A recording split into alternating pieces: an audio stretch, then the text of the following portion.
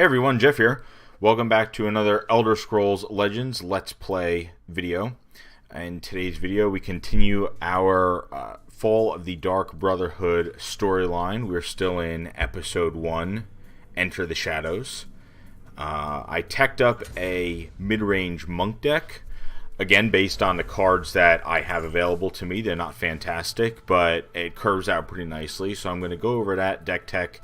And I'd like to take that deck to at least a couple games today in this story. So let's pick up right where we left off with another one of the main Fall of the Dark Brotherhood story missions. As the hero searched the house, the assassin arrived home. The hero faced a choice: confide in the assassin, or attempt to kill him and complete his contract in his stead.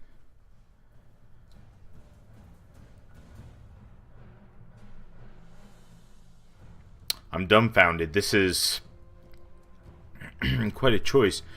So, the deck I put together is a mid-range deck. The idea is for it to curve out with pretty strong creatures or plays at each Magicka interval up to about, I think the top end of our curve is 6 with some dragons, and we also have that thing that comes down. If you have more life than your opponent, it makes another one in the other lane. I don't remember the name of it. We're going to go over the deck tech just so I can show you my card choices. And again, a very limited selection based on what I have available to me right now. But I think it looks pretty good. The point is, if we curve out nicely with that and we're able to play something on curve each turn, then dealing double damage could potentially work really well. If that strategy doesn't pan out, we could always take our control deck to this matchup, and then if we deal half damage, it kind of doesn't matter because that deck will get there eventually, and we would just want to control the board, run our opponent out of resources, and then of course slowly but surely whittle away at the life total. So, two considerations. I think I want to try to take the new deck to this story mode. Again, as I play through the story, I don't want to just be playing the same deck all the time that everyone's just seeing, oh, you know, Jeff likes playing control decks, he's probably going to play a control deck.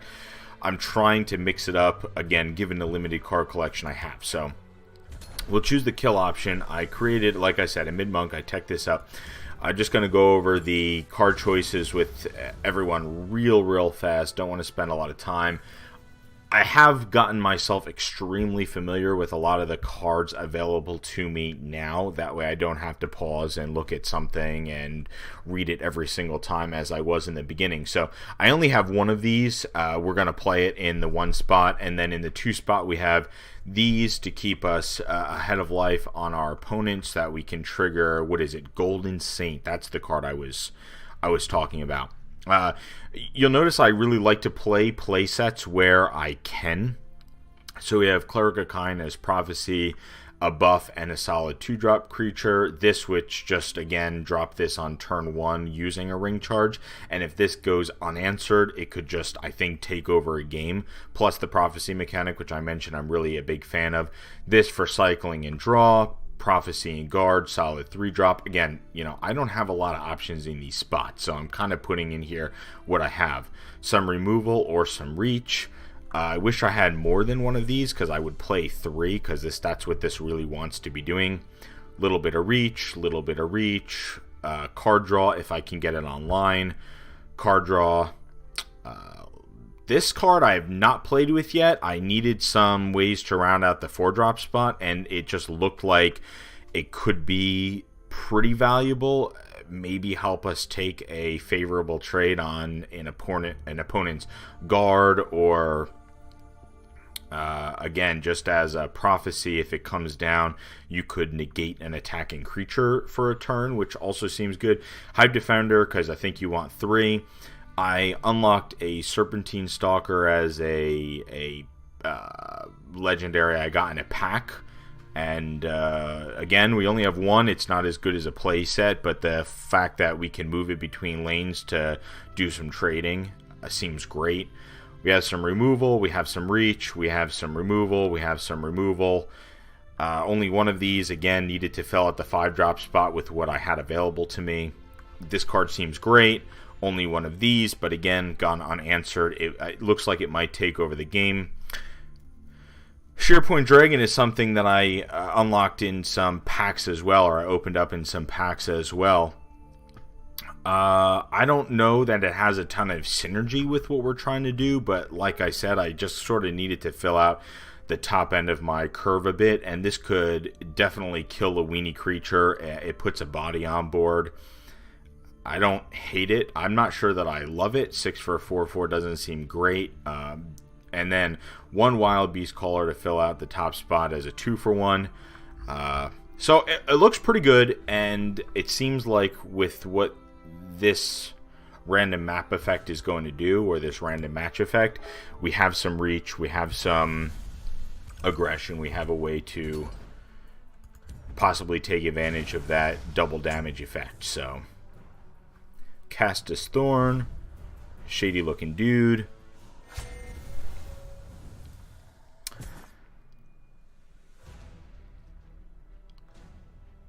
Yes, we know this. Okay.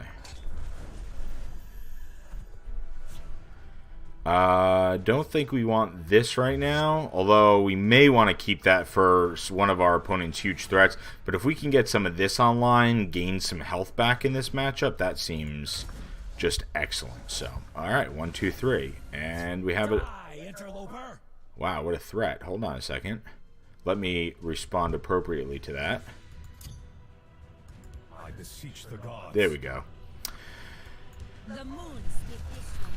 I could put that over here, but if... Of course I'm on your side. What is that? This I don't know. Mournhold Traitor. Last gasp, your opponent summons a 2/1 Mournhold Guardian with Guard. So if we kill it, we get something out of it, but in the meantime, on turn 1, our opponent just put 8 power onto the board. So I love how I think I go into these matches with a really great deck suited for the match. It was kind of like that mono-red matchup where our opponent's deck was specifically teched for the match. So one way or the other, I think we have to hit here, because what's doing 1 point of damage to that creature really going to do? Lethal is great because it can kill this. So we're going to take a tremendous amount of damage here, but... And normally I would really like to draw first, but the reason I'm playing this is because if this goes unanswered and we can just gain even 2, 3, 4 life points back and control the board a little bit, it could be the difference between winning and losing the game. So, plus it gives our opponent a target rather than... Yeah, see, that's what we wanted. And now we can do this, and then hopefully... this creature has to attack into this, and then we can get the bonus from it, plus a card, and we will be in, I would say, pretty good condition with a removal spell in hand and some other things to do. So, yeah, that worked out great. Okay, beautiful. Just give me a name. Sure. So... It's tempting to Hive Defender, right? But we can't do that because this also has Guard, so this card could just... I saw this card in another match. This card could just get the bonus here. So, unfortunately, I think we need to be inefficient on this turn and just kill that. But let's attack first. And the reason we're attacking first and we want to be aggressive, obviously because of this to the death effect, and if we can somehow stay ahead of our opponent on life, then this card could just be, in 2 turns, this card could just win the game. So let's Crushing Blow that idiot and pass turn.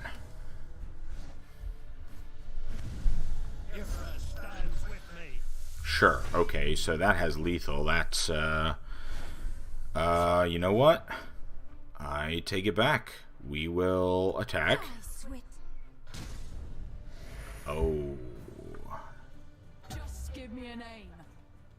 Okay, that's actually not the worst thing that could happen. One way or the other, we're going to kill that lethal thing. And next turn, we 100% will be ahead on life. I mean, unless our opponent has something that can do 11 points of burst damage from hand. I'm not counting it out, but I think it's probably unlikely. And then we can get some real Golden Saint value, and I think that might probably be game. It's nothing personal. We knew that was going to happen. Okay. Drawing a card, sure. Just give me a name. Alright. So, our opponent is representing 18 points of damage on board. That being said, this does seem like the best play we could possibly have. This will eat 2 of our opponent's creatures, and then next turn we can Hive Defender to maybe clean up the rest and still be doing 8 a turn over here. Oh. That couldn't have worked out worse for us, I don't think. It's nothing personal. Yeah. Gotcha. Oh. Oh. A little distraction might prove useful. What a play.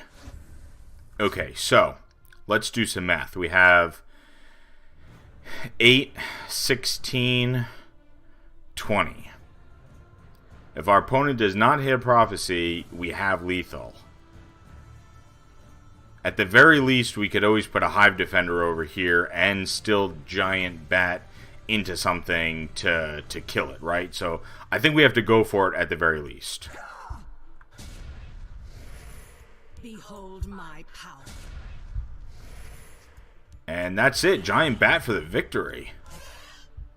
Well, that was an awesome match because these random game effects that are included in the solo arena and also the story mode, I think are really cool because you don't get that kind of stuff when you're playing against other people. Because again, it just kind of takes all the skill out of the game, right? Like I think we played that match fairly well, but even if we played it fairly well and again, just that double damage effect, somebody got lucky with something or whatnot, our opponent could have had a charged creature that did a bazillion damage. Alright, Brotherhood Slayer. So we have some of these of our own. So, honestly, these probably fit perfectly in the deck we're playing now. I needed things in the 3-drop spot, and this is beautiful. So I think I'm going to pop those in there right away. Searching the dead assassin's home revealed a contract. The target was Markham Hawksmire, the notoriously corrupt head of the local Order of the Hour Guard. He was likely hiding at the Order's barracks or the Temple of Akatosh. Whatever voice actor they're using here is trying really, really, really hard to have a deep voice. Kind of deep, menacing. The barracks, Order of Akatosh. Let's do this one first because we unlocked it first, so kind of want to go in, I think, story order here. Welcome to my gala. Let us raise a glass to the downfall of the king. A deck will be provided for you. Okay. So we're going to play a deck I haven't seen. I don't know the cards in it. That's interesting. Let's see what colors it is. Okay, we have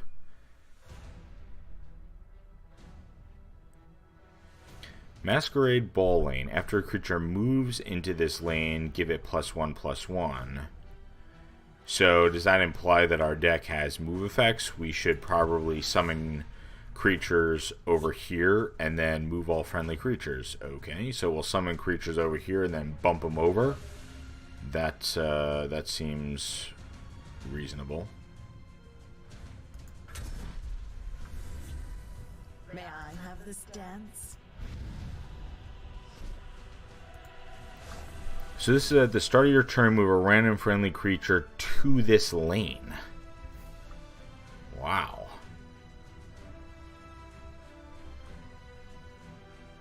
So our opponent is just going to get tremendous value by putting stuff over here and then bumping it over, huh?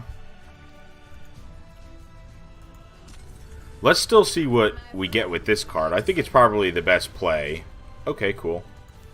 We could just play this out over here then and be able to trade into that and eventually kill it.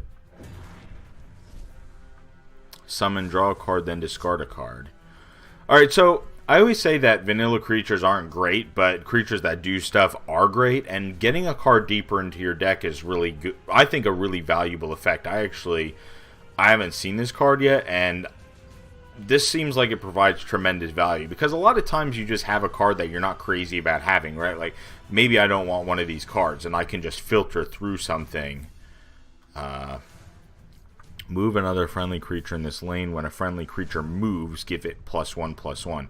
Well, we probably want to move one of these two things, because a 2/2 with Guard and Ward seems really great. So, sure, I'll put that here.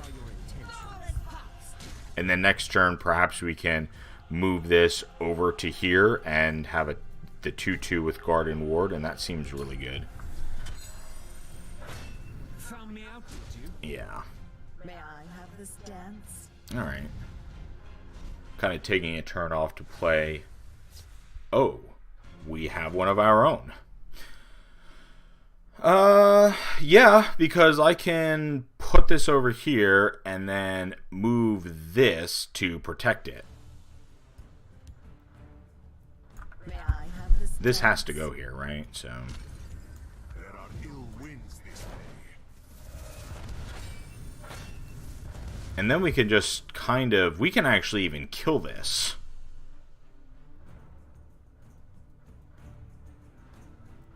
Yeah, I like that. Not vexed.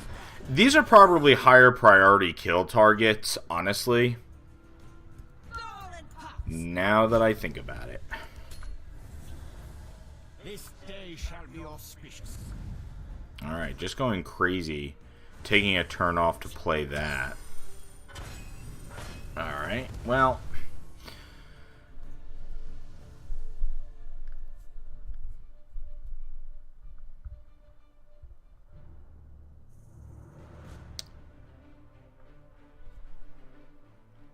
So what are our considerations here? We have this, which kind of is taking a turn off to play this. It doesn't provide much value. I think we probably want to get rid of some of these dance partners, if possible. Like, we might just want to take this trade and forget about this 4/4 for now, because it kind of doesn't matter. And then, in order to do that, we could move this. It would get +2/+2.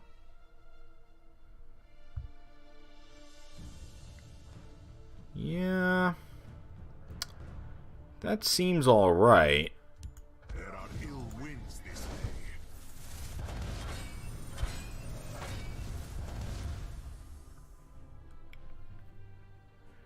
Oh, because it gets +1/+1 for that. So we can keep this alive to keep the move bonus going this whole time and just trade that in. We don't need that at all anymore. Sure. Wow, what a turn. Okay. Alright. Yep, that makes sense. The ambition of the Telvanni knows no bounds. May I have this dance? Another one. Okay. Is that 3? Okay. Alright. Here's another one for us, but it's not even doing any good at this point, honestly. Let's see. Do we want to... I don't think we want to give up having this bonus quite yet. You will die, Sithis. So we'll take out the creatures that are giving our opponent the bonus, and then we just put this over here, then go absolutely nutty next turn, because it'll get +2/+2. It'll be a 7/5 with breakthrough. We'll be able to attack probably through anything. We don't want to put this here, because then it wouldn't be able to move. Oh, well.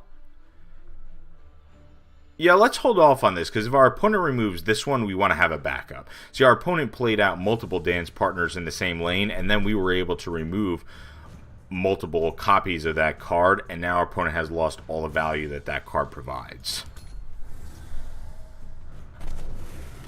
Okay.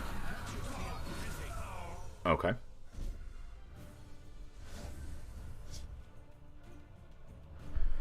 So I think we can poke for 5.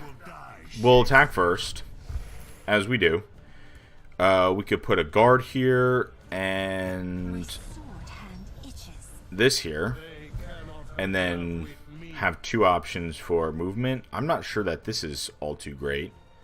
I mean, if we do this next turn, then everything gets +1/+1. So casting this is like putting +4/+4 stats across all our creatures. My enemies have taught me well. Summon +1/+1 for each action in your discard pile. 4/4 with ward for 6. That seems okay, right? I don't know, actually.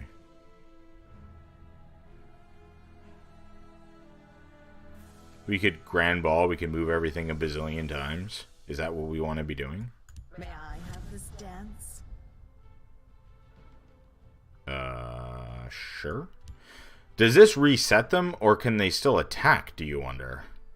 I'm wondering that. I'm thinking that out loud. Let's find out. Please let us still be able to attack. Yeah, let's do that again.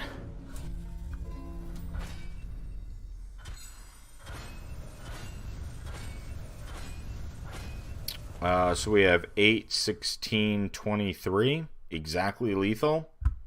Sure. So we'll go 4, 3, and then 8. Try to keep up, darling. You will die, Shakespeare.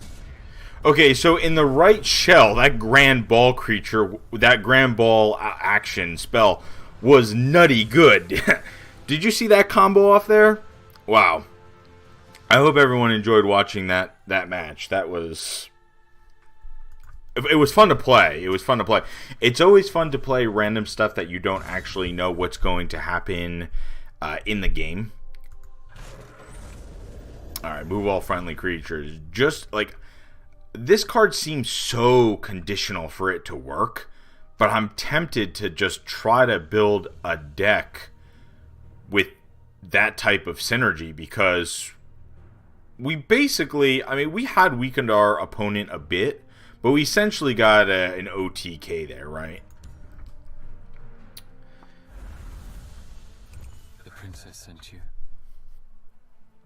Then my plans are undone. Kill me if you wish, but the king is weak. Our day will come, and soon.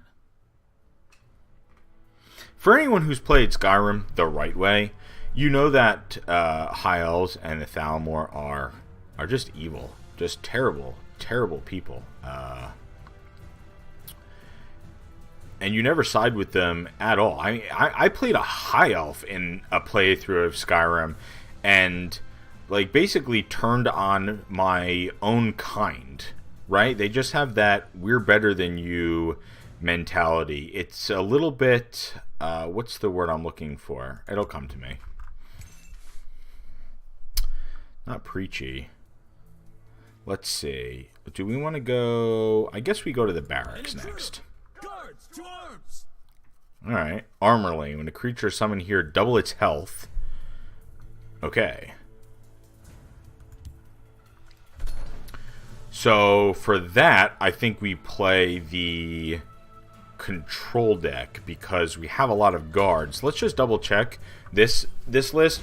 We have a lot of guards in this deck. We have Hive Defenders, we have the Tigers, we have Manticoras, we have, Shrieking Harpy, Wardcrafter. These types of cards are not great for that effect, but things like this really are. This, Hive Defender, the Tiger, any of our bigger creatures. I think that...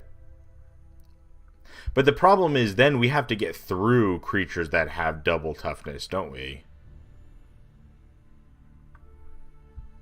But we also have things like Crushing Blow, Lightning Bolt, Tome of Alteration, Piercing Javelin to help us get through really high toughness creatures. This seems like the actual correct deck to play in. We don't want to play an aggro deck in this match because we might just get blown out by guards and creatures that we can't get through. So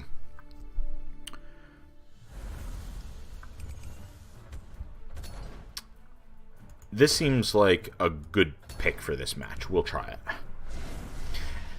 And this is one of those things where we may have to experiment with the game to really understand what the best pick is, of course, like in the last video where we just got completely wrecked by one of our opponent's decks. It was a good time was had by all. Sure. Well, we can make a 1/2 High Rock Summoner over here, which might just be the greatest thing of all time. Oh yeah, 10 drop, and we got this card back because the game really, really wants us to have it. It seems to me like that's been happening a lot. I'm going to pass turn here and talk this out.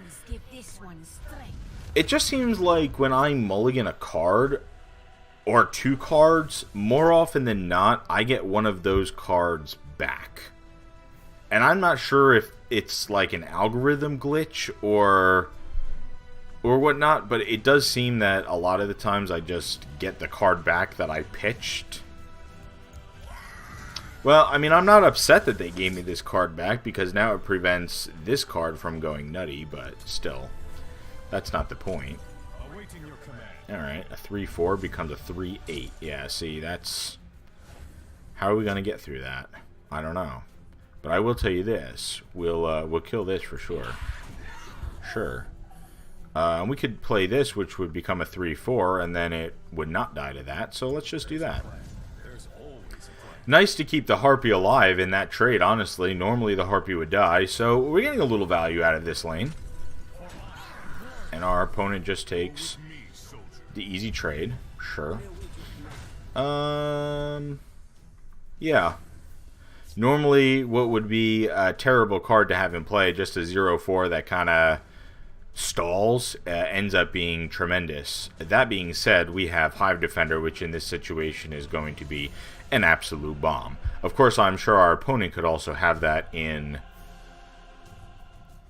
this deck as well, because it just seems like the perfect shell for it, and why would you not to be able to play a 3/12, right? So let's just play Hive Defender. Yeah, a 3/12 seems excellent. Okay. What is this? When you summon another creature, give it +0/+2.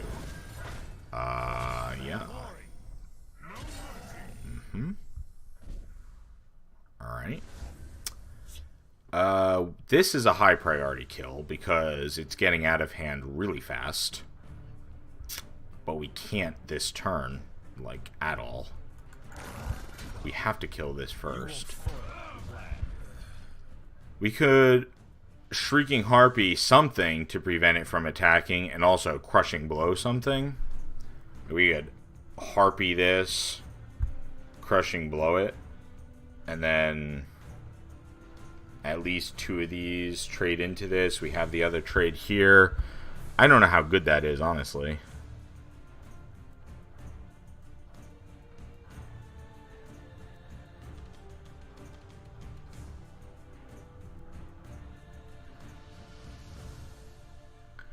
Because if all 3 of these creatures attack, this becomes a 5/5. And this card costs 2, so that's pretty nutty. I don't know that we have an answer for this necessarily. Unless we do the Shrieking Harpy Crushing Blow play this turn to really saturate. I think Shrieking Harpy here was definitely the better call versus playing a High Rock Summoner. I'm going to proactively play Crushing Blow because if our opponent has removal for Shrieking Harpy, that's really bad. But if not, this play is sort of the high risk, high reward play to remove this creature and also be able to deal with this whole lane. Let none defile our temple. Okay.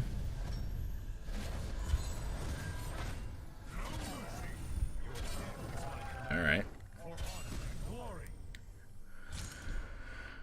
So, we get to do this, which is excellent, and then we could also play another Hive Defender here, which is also excellent, because all three of my opponent's creatures can't trade into it, and we could also play High Rock Summoner just for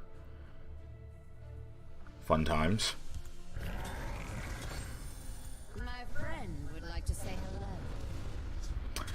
Well, that was probably the best draw we could have gotten with that, because now we can play a 5/10 with guard, and I'm not sure. I mean, our opponent, I'm sure, will have an answer. This deck synergy is great.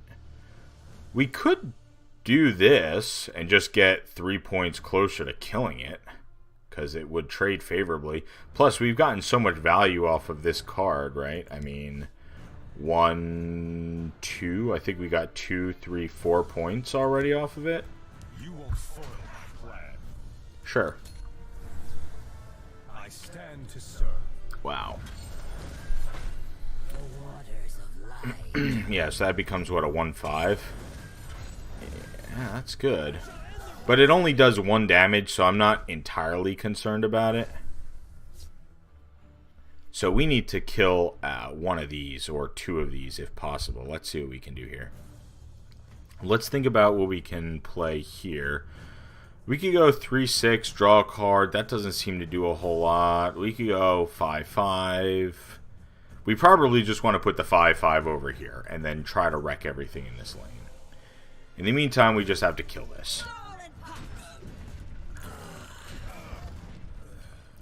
We'll play the 5/5 first to get the point of life, and then kill off one of the creatures that's giving everything a buff. Because I'm not worried about this that does the extra point of damage, but that buff that every single one of these creatures is getting is just stupid. You won't foil my plan. Alright. By the divines, I will have your head. That could be problematic. My command. Feed and clean. You're with me, soldier. Yeah. I await your command. What synergy? Okay, so this is actually really good because it allows us to just break a ward. I'm not worried about this 1 point of damage.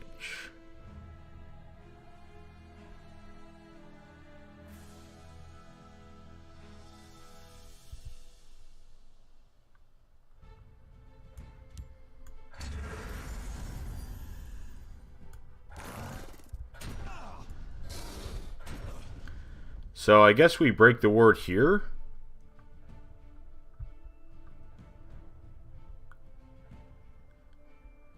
Two, 4. The good thing is our opponent can't play anything else in this lane because it's full. Let none defile our temple. Yeah, more guards. I don't really care about my opponent's life total. That being a 3/5 kind of is an issue at this point, though. I will say that. Feed and clean. Sure. Okay, excellent draw. Excellent, excellent draw. So this will do 4 damage now. So what's the higher priority kill? Not this. Not this. Probably one of these two. We can do 4 damage here and then 6 damage next turn. And then just play the Tiger out over here. We're going to take 4, but that's kind of okay. We're at 30 life. We got so much value out of this card, that the Bruma Profiteer, that it's sort of alright at this point. We just need to, I think, kill that buff. I mean, 414 is really good, right? Alright. Feed and clean. So if our opponent plays a creature here and it gets a ward, that's not the best thing. Yeah, it's so bad. Oh, you know what? We can Manticora this. Yeah. Yes, we can. Yes, we can.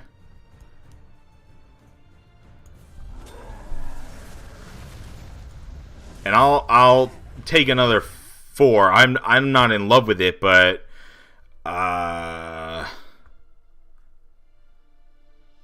I think we need to waste this on this, right? Can we afford to give something else a ward? I guess with everything in this lane we can afford to give. Yeah, that's fine. Let's kill this, which is doing a ton of damage. And if our opponent plays something over here and gives it a ward, we always have the firebolt to kill the ward and some other ways to trade in. Plus, we have 2 really great creatures. Alright, great. So our opponent just cashed that in. Awaiting your command. Alright, that's totally fine. Totally fine. Alright, so let's go...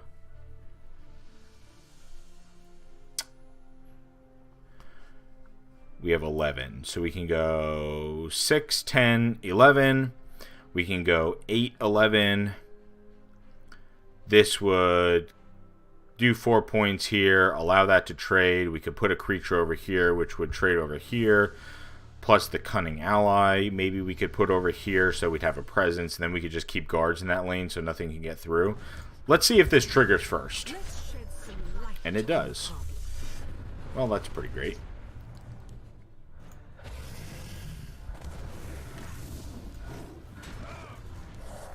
And we'll get in for 6. And now we do have control of the game. So I had a feeling that if we could get some of our beefy guards online, just like I predicted, then we would probably run away with this game. And it looks like that's exactly what's going to happen. So let's draw first, and pretty much everywhere. This can just trade into this, so I'm not worried about it. Cool. We will draw again, only we'll put that over here because getting the buff over here is useless. Alright. Great. We'll take our trades. We can attack for 4 more. Our opponent has so much life, and then we pass. And we have 3 pieces of removal plus... Sure. I will trade into things with Manticora all day. 6, 10, 13, 16, 23 were a bit off lethal. 24, 25, 26, 27, 28, 29. Actually, we have exactly lethal in our hand. So we could go for it. We'll save. Normally you would want to draw first, right? You want to draw first. But in this case, I think we want to draw last so that we know if we're going to be able to make the lethal play. So let's attack like this. And now we will give our opponent a card. And then we will attack like this. And then we will attack like this. And like this. And now I don't think there's anything that can stop us. Alright, Firebolt, Mono Firebolts. Okay.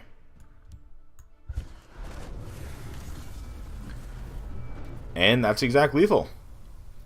Kind of another OTK, right? Sort of like the last game where we just ended up doing 20-something points of damage in one turn just because we developed our board while controlling our opponent's board and then just won the game.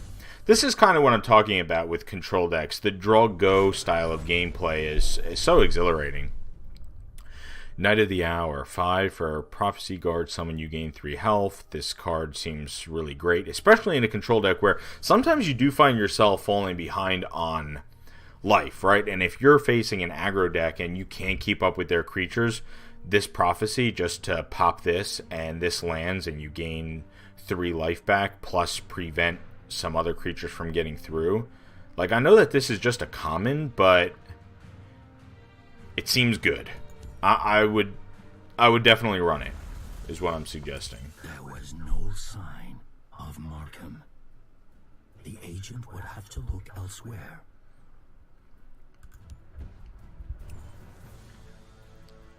Alright, well, I guess we go to...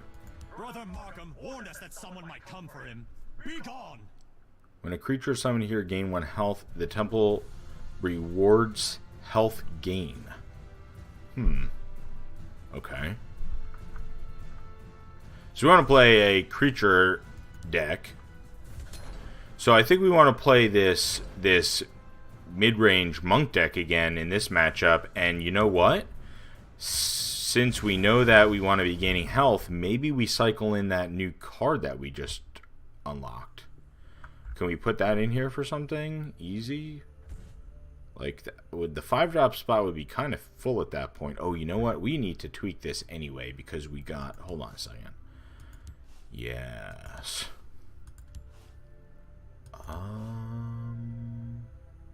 Yes.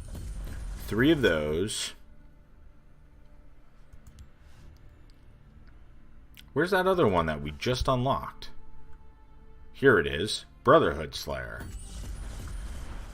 Alright, so we need to take out 6 things. What did I not love, but I just put in here because I needed plays? Like, having this as a one-of doesn't seem great when we just leveled off our consistency. Same thing with this. Is there anything on the high end that we're not crazy about? Maybe go down to 1 and 1, actually. Maybe 2, 2, and 2 is the appropriate number. Maybe 2 Territorial Vipers instead of 3. That might be aggressive because we have so many other value plays. Yeah, that seems good. Cut down our 5s a little bit. And then maybe cut 3 3s somewhere. Maybe the ones that are not providing us consistency. Like East March Crusader, House Kinsman, Regini Highwayman. All seem independently good. But again, my thing about cards and decks is, unless the deck, like, this game has mechanics where you're forced into only playing 1 copy of certain legendaries, the unique legendaries, and I actually don't have any unique legendaries. Well, that's a lie. That's a lie. I have the supports that I play in the control deck. Okay, so that's a lie. That being said, you know, if you can make your deck more consistent by playing playsets of things and increasing the odds that you draw the cards that you want to draw, like, again, this one-of seems actually really good, but the odds that we'll draw it doesn't seem good, and we can smooth out our draws by not playing one-ofs and instead playing playsets, like, or multiple copies, 3 3 3 3 3, etc., 2 3 3 2 2 2 2 2. At the high end we have a couple singulars because it's all we have, and we kind of do need to fill at the top end of our curve. So let's take out these. Nope, that was not this one. Smooth out our curve a bit, take out the one-ofs, and tackle this last match. Nope, we don't want that. Turns out that red-yellow kind of can be a super aggressive class, and I say that because some of my opponents in PvP played it as a super aggressive class. I didn't see anybody play a mid-range or a control variant of this class in all the matches that I played. It was only a handful. The sample size was really small. Priest of the Hour. Old wise men with beards. I'm a young wise man with a beard. Says me. Gain health to earn the temple's blessing. Sure, after you summon a creature here, gain a health. We know that. That's fine. 2/2, we'll get rid of that. Sure. And this is when you have 40 or more health, your creatures add +5/+5. Oh. A token variant. That actually seems really great. I don't know why I didn't think to create a token deck and just spam tokens all over the board. I think it's because I don't naturally think to make a token deck, but oh, that's not great. Yeah. That stinks. So I guess our opponent takes this trade. Either way, I think it's appropriate to force our opponent to make the trade because if we take the trade, then this card is just automatically gone. But the AI seems to be pretty greedy, so the AI may just attack me directly, in which case we can get more value out of having this here, and then put a guard up, so...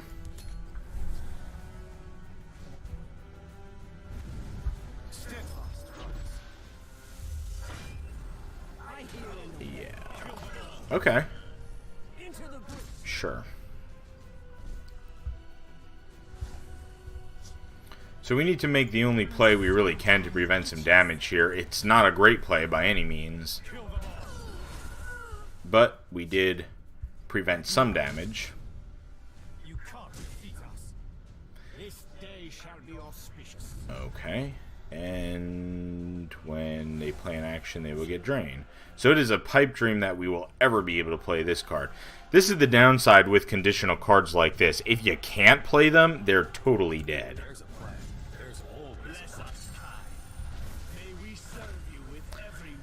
Now we force our opponent to attack like this maybe, or like this and then like this, and one way or the other stave off some damage. We're way behind. Oh. Alright, well, we're going to get wrecked again this game. So this deck was not the correct strategy to play this. Yeah, and our opponent gets a one-turn kill on us. And ends the game with 61 life. Well, I think we lost there on what, like turn 4 or something? That was great. Do we get experience for losing a game, I wonder? Apparently not. We only get experience when we win a game. Warned us that someone might come for him. Be gone.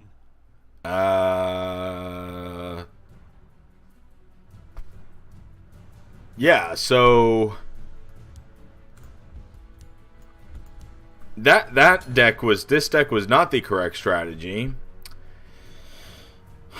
Do we have a way to make tokens? I don't even think we have a token generator, so we can get a value out of that life gain lane like our opponent did just there. I'm inclined to play this again just because we have all the big guards, and just to prevent all the incoming damage, and then maybe find a way to get ahead on board. But this has been brutal. Let's see what this deck has. And this is another reason why I like playing control decks, because I'm good at them. And when I say good at them, I just mean I have a lot of experience in that play style. And when it comes to playing strategy card games, sometimes just, you know, like if you net deck a deck, for instance, but you don't know how to play it, and then it doesn't work for you, sometimes you're like, wait, why isn't this deck good? It's not working or whatever. Well, it's not that the deck isn't good. It might just be that you don't know how to play it. And that's a very common thing that happens. You know, you'll just get caught in a situation where we do have some of those token generators.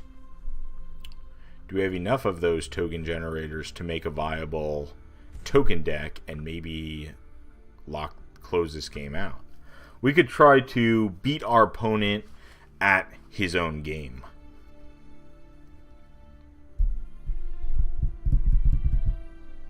Sure. You know what? Let's do it. Let's deck tech for this match. I hope everyone enjoys me building janky decks specifically to tech against certain matches. Again, like I said, I'm opposed doing that, generally speaking. I don't think it's a good strategy.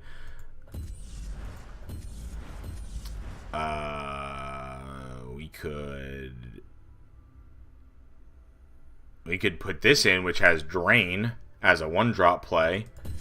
Sure, why not? This gives us health. I like it. This buffs creatures. I like it. Kind of along with the token variant. Prophecy Summon, you gain 2 health. That might be good. This has Drain, which will most likely never survive, but we can consider it as a one-of just because. Alright, so that's important. These are important to prevent some damage. We want this to trigger as often as possible, so we probably want to stack our deck with yellow stuff. Whatever yellow stuff we have. Maybe that's where this card shines. In a token deck? Oh, we're doing it.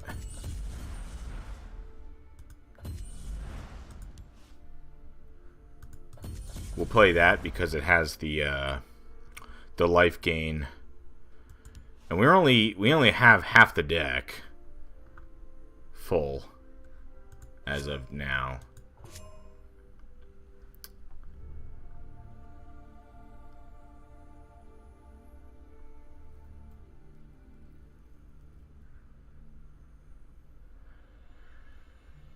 I mean, this is an aggressive card. We could go for straight up aggression and just try to overwhelm, right? And then we could play cards like this. This is free. We'd be able to play a card for free.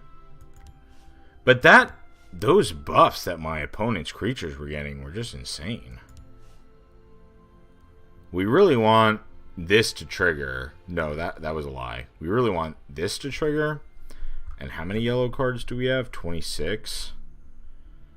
Do we have anything else in yellow that we can play that kind of fits? We could play one of those. I mean, it's fine. It's not great, but it's fine.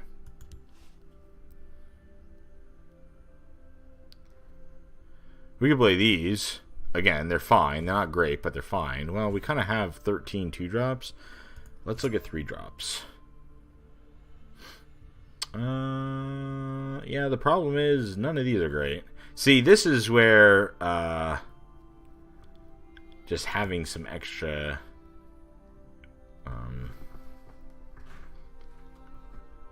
I don't really want to take a turn off to play that, honestly. Give a creature guard, deal 3 damage. That could be good. Giving something guard could be good. What do we have here in the 3-drop spot? Charge, that doesn't suck. Prophecies, we could run some prophecies. Prophecy. Prophecies do seem great. Okay. Let's run some prophecies. We'll run some charge, we'll run some of this, we'll run some prophecy action. And our yellow is 27, so a little more than half.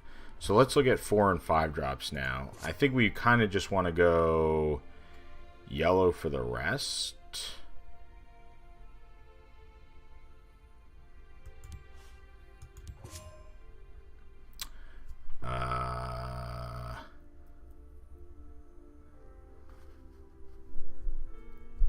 Could just play a 1-of here because it doesn't suck. We experienced this card exactly one time and it was good that one time. I wonder if that support is destructible. Do we want to tech for it? I don't remember if it's destructible or not. Because the one time we played, they were indestructible, which is not good. 28, so a little over half our deck would have that one card trigger, so I think we need the rest to be yellow. I really do. Just to... I guess we run these as prophecies, because why not, right? Like, do you play yellow without this card? Probably not. And then round out with give other friendly creatures +1/+1. God, this is so conditional.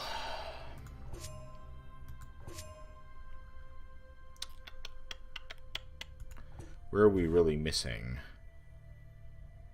Yeah, kind of high end. Do we have any red 6-drops which could be good? This could be good. Just ping a bunch of little things and...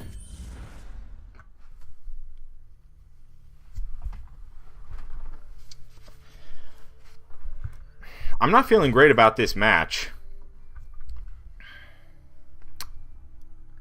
34 yellow cards to get that one thing to trigger.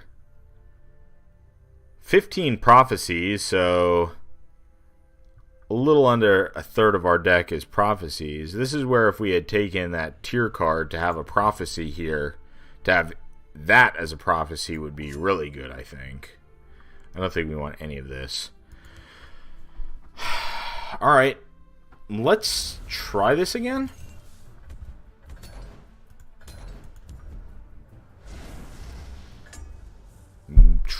possibly try to beat him at his own game. I'll be interested to see if that support is destructible, because if not, we have 2 cards in our deck that are dead. This is fine. Okay. That is... okay. And we got a perfect card for turn 1. And so did our opponent. Training is over. It's time to act. Do we do nothing? We could do nothing, and then depending upon where our opponent attacks, we could do this next turn and have a play. But we need to attack. Keep our opponent as far away from that 40. Okay. Okay.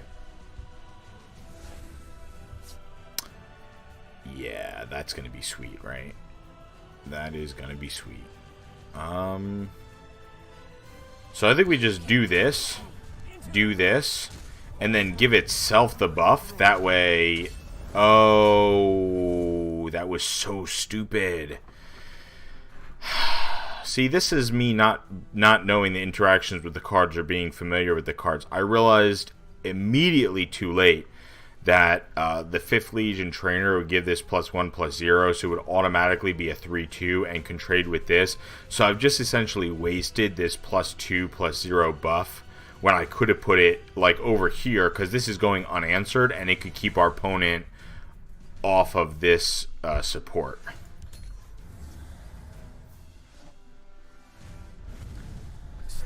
Well, so my misplay worked out to my advantage.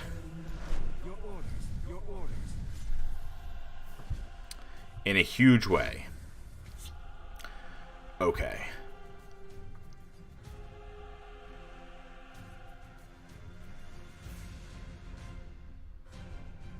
I hear and obey. So it's the right play. I put 3 of these over here.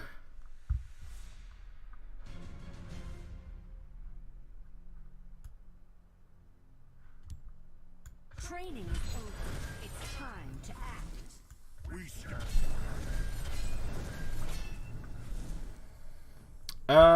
Yeah. And then we could do this, and then force our opponent to take trades. You can't defeat me. And then next turn, if our opponent does take trades, we could just fill this lane up, gain 4 life. They would all get +1/+0. Go to Value Town? Sure. Alright, going face. Okay. We know how dangerous that card can be. Yeah, but I still think we just make this play. They all get +1/+0. You can't defeat me. Yep. And then I think we probably just take this trade to keep this card as safe as possible. So the thing is, our opponent could play a spell next turn to give this creature drain, and then it could trade favorably into this, so it would, our opponent would go up to 32 life. But we are 3 life points away from having this bonus active.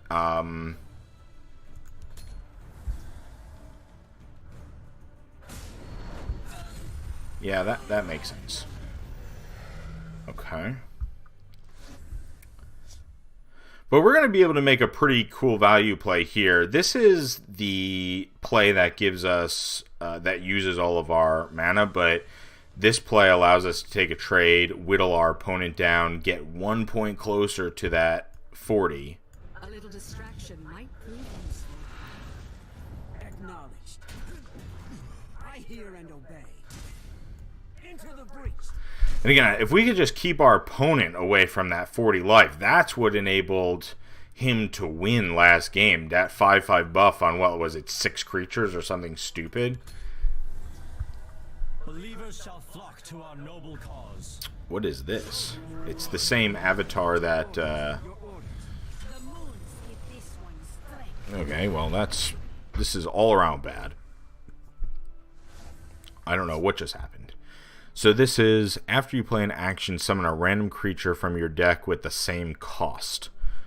So you played a 1-cost action, you got a 1-cost creature. Sure. Yeah, I think that's fine. So we'll go... Behold my power. like this. I hear and obey.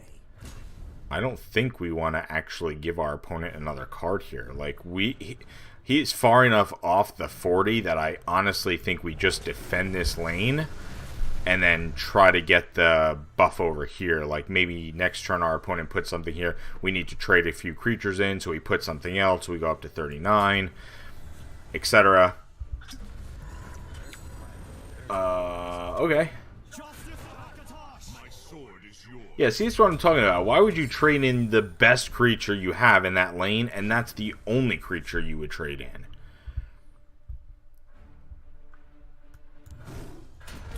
Seems terrible, right? This trade would keep everything alive. And then this could go over here, trade there. Sure. Behold my power. Into the breach. And we need to attack everything, because now that we know Acknowledged. this dude is running that potion which gains 5 life, you know, we need to be doing, like, we do 6, he gains 5, we're still way ahead. I'm ready for anything. Alright, and then next turn we probably put this somewhere. Let's see what our opponent plays. Nothing. We don't have a good jab target. We also don't have a good target for this yet, and our lanes are so buffed, I think we're fine. We probably just want to kill that, though. And then maybe we poke a bit. So we'll give our opponent 1 extra card this turn. Sure. Your orders, your orders, your orders, your orders. Yeah, again, why would you not do that here? Okay. That's fine. Well, a perfect draw, as they say.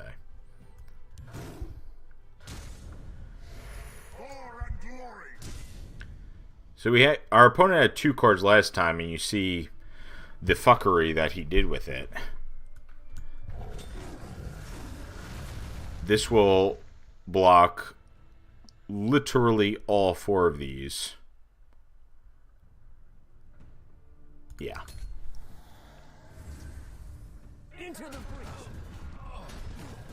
I hear and obey. But when you think about it, it's not really a 4-for-1. It's actually a 1-for-1, because that was 1 card. Well, it was a 2-for-1, because it was 1 card that made all the tokens, and then another card that gave them all the buff. So, sure. So let's do this. Into the breach. Yeah. There's a plan. There's always a plan. Close ranks. Let nothing through.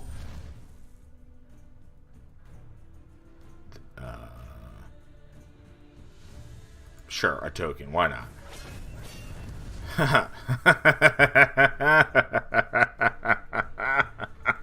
Well, we did it. Let's try to get him in 2 hits. Oh, punished. Alright. What? AI, are you on crack? Come on. Well, what a game. So, the first game, our opponent got us with the 40 life +5/+5 boost. And this game, we got our opponent with the 40 life +5/+5 boost. Pretty cool. And we got a level to finish off that really great match. This expansion has been, I would say, worth the money. You know, I commented that, like, when I finished the Forgotten Hero storyline in that Let's Play series, I commented that I thought this game provided tremendous value for free. And even if you had nothing to do on a Saturday afternoon, it was probably still worth playing through it just for the fun of it. I invested $20 into this expansion and a little bit into some of the other starter packs, and I got some specialty foil cards, and I think, you know, considering my total investment in this game by the time I'm set and done is going to be probably between, you know, $50 and $60 with all the expansions and some of the packs and everything, for the same amount of money that I would spend on a normal game brand new, to get the replayability and the style of game that I really enjoy playing. I have a hard time not suggesting this. Feasting Vulture, summon +2/+2 if a creature died this turn. And then we got one of these, which... So here's my thing about this. This is a gimmick card. I'll admit it. It's 5 for 1/2. It's terrible. It dies to probably everything in this game. But, man, that is just really cool to play in action. You know, maybe you put this in a mage deck, right? And you just play a lightning bolt or a piercing javelin and then pull a... Like, say you play a piercing javelin and pull another one of these from your deck, and then you play lightning bolt and you get 2 4-drops for free because you now have 2 of these on the field. I'm just saying, those are pretty crazy circumstances, I'm sure, but the possibilities seem pretty neat. So let's upgrade this bad boy. Right, summon a 0/4 North Point Herald with guard. And we are done collecting our rewards. Let's see what's next. Markham knew someone was coming for him. He said he was leaving town on the next ship. This could be the last mission in this story, so let's... Found me. To arms, men! You must defeat Markham quickly before he escapes. Try not to fall in the water.